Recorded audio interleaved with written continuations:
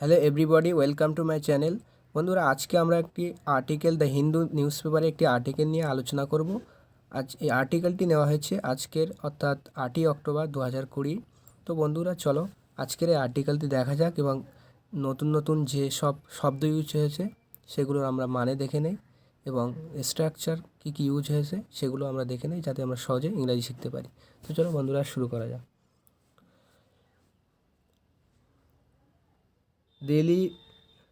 Delhi cinema halls to open from October 15। অর্থাৎ বলতে চেয়েছে যে হেডলাইনে যে দিল্লি সিনেমা হল এটা একটা সাবজেক্ট, হলস পুরোটা subject, to open from October 15 অর্থাৎ অক্টোবর 15 থেকে ওপেন করতে চলেছে, অর্থাৎ ওপেন হতে চলেছে Delhi cinema hall to open. এখানে টু ওপেন বলতে গোয়িং টু ওপেন, অর্থাৎ যখন আমরা নিউজ পেপারে দেখি যে হেডলাইনগুলো সাধারণত শর্ট করে লেখা হয়, সেই জন্য একদম মেন মানে ভার্বগুলো উঠিয়ে দেওয়া যায়। এখানে ছিল আসলে গোয়িং টু ওপেন, অর্থাৎ ওপেন করতে চলেছে, কিন্তু গোয়িং টু তুলে দিয়ে শুধুমাত্র টু বসানো হয়েছে। তো Delhi cinema halls to open অর্থাৎ ওপেন করবে বা ওপেন করতে চলেছে ফ্রম অক্টোবর, বা খুলতে চলেছে 15 অক্টোবর থেকে। All weekly market to begin operation immediately. All weekly market অর্থাৎ সমস্ত যে সাপ্তাহিক বাজারগুলি টু বিগিন অর্থাৎ গোয়িং টু বিগিন অর্থাৎ শুরু করতে চলেছে, আরম্ভ হতে চলেছে কি অপারেশন যে কার্যপ্রণালী এর বাজারের ইমিডিয়েটলি শীঘ্রই।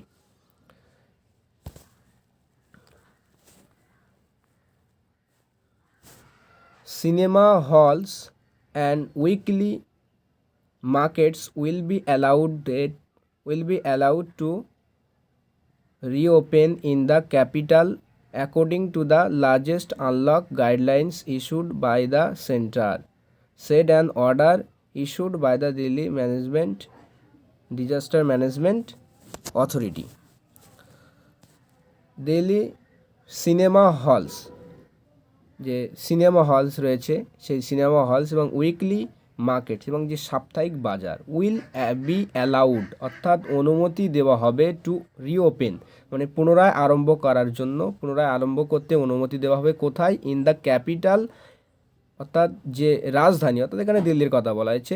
According to the latest unlock guideline যে যে রিসেন্ট যে লেটেস্ট যে আনলক অর্থাৎ যে লকডাউন তুলে দেওয়ার ব্যাপারে যে নির্দেশিকা রয়েছে, যে নির্দেশিকা গাইডলাইন্স, সেই গাইডলাইন অনুসারে এটা কোথায় গাইডলাইনটা ইস্যুড করা হয়েছে? ইস্যুড বাই দ্য সেন্টার, যে সেন্টার এটা এই গাইডলাইনটা দিয়েছে, ইস্যু করেছে।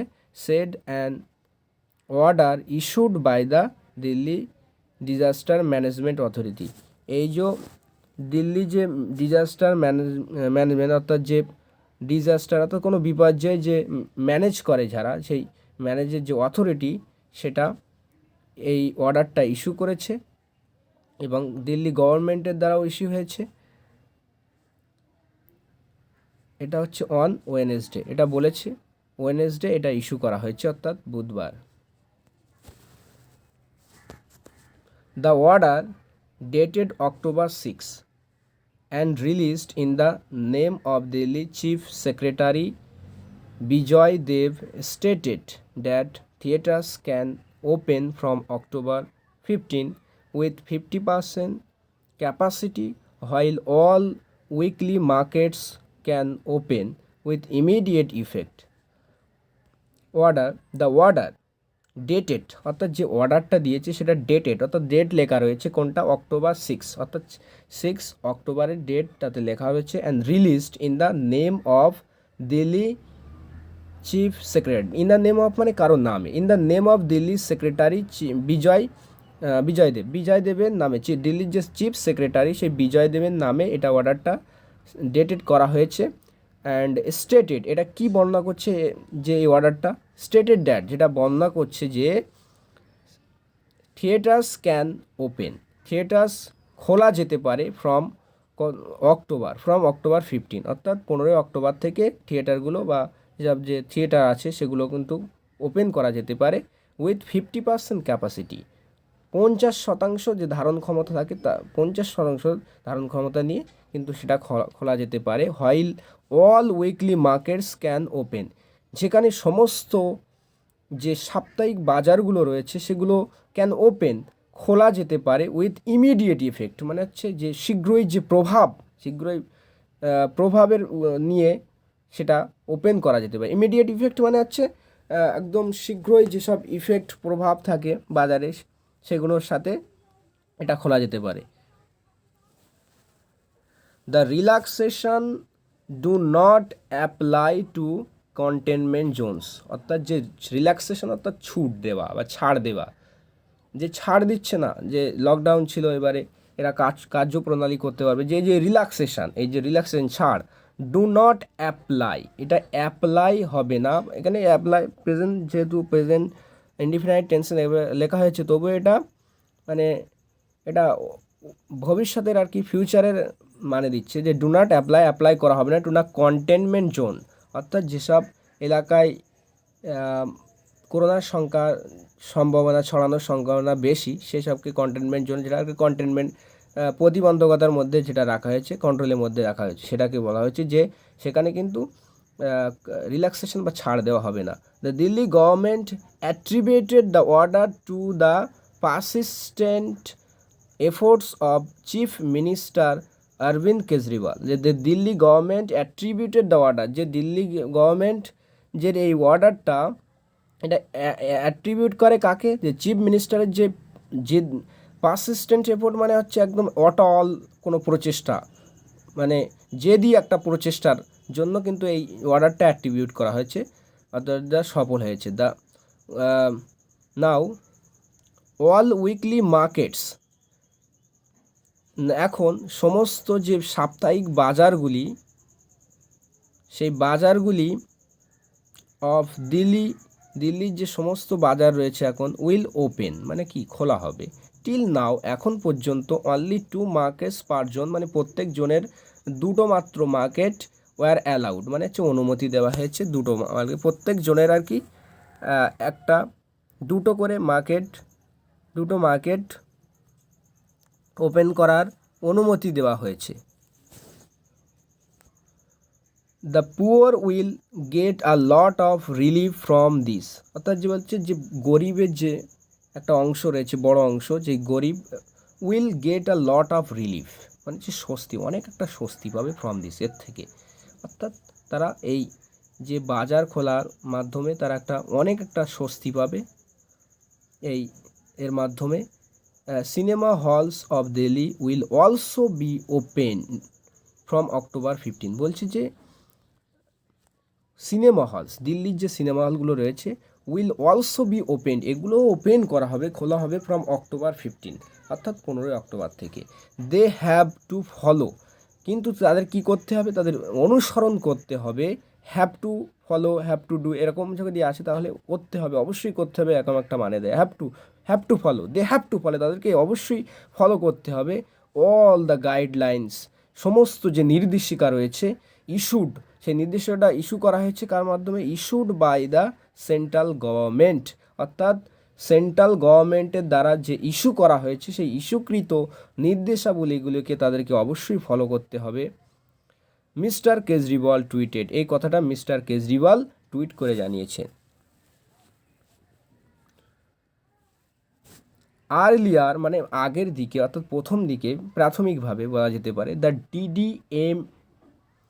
ডিডিএমএ মানে প্রথমেই, আর্লিয়ার বলতে এখানে প্রথমেই বলা যেতে পারে, প্রথমেই দ্য ডিডিএমএ অর্থাৎ ডিজাস্টার ম্যানেজমেন্ট যে অথরিটি হ্যাড অর্ডার্ড মানে হচ্ছে ঘোষণা দিয়েছেন, কি ঘোষণা দিয়েছিলেন, আগেই ডিডিএমএ ঘোষণা দিয়েছিলেন স্টেটাস কোয়া মানে হচ্ছে বর্তমান যে পরিস্থিতির যে অবস্থা সেটাকে বলা হচ্ছে স্টেটাস কোয়া, একটা স্টেটাস কোয়া দিয়েছিলেন যে বিদ্যমান পরিস্থিতির।